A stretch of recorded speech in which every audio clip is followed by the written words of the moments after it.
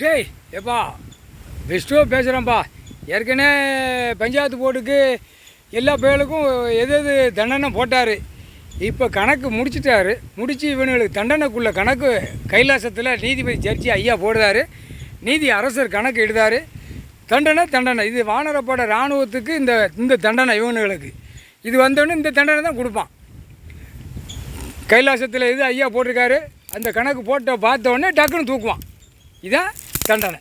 அப்போ பஞ்சாயத்து போர்டுக்கு தலைவர் ஓய்வு தலைவர் எல்லாம் இருக்கவனுக்கு பூரா வார்டு வரைக்கும் தூக்குறவனை அவனே போட்டு கக்கூசி எல்லாம் கட்டி சுற்றி கட்டி இத்தனை லட்சம் இத்தனை கோடி போட்டு எழுதி பூரா என்னத்தையோ பூசிட்டு கொழுவிட்டு வீட்டில் அங்கே போய் அந்த பேப்பரை எழுதி நச்சு பூரா பாழாக்கி உட்காந்து நச்சு வச்சுருக்கான். அப்போ அவனுக்கு போடணும்ல.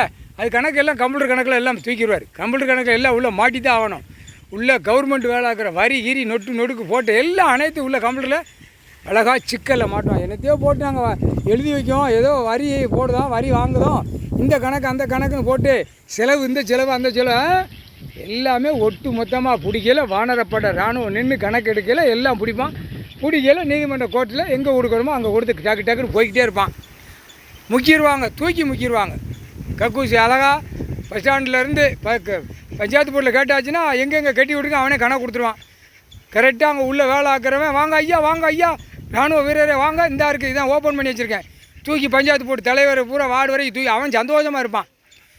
அவன் பூரா கட்சிக்காரன் உட்காந்து ஆட்டி ஈட்டி போகிற பூரா அவன் எங்கள் உள்ளே வேலை பார்க்குறவன் மெனக்கட்டு அதுக்கு வண்டி 10 வண்டி போட்டு பூரா தெருக்காட்டில் பூரா அதல்ல இதல்லும் விடுதான் இல்லை.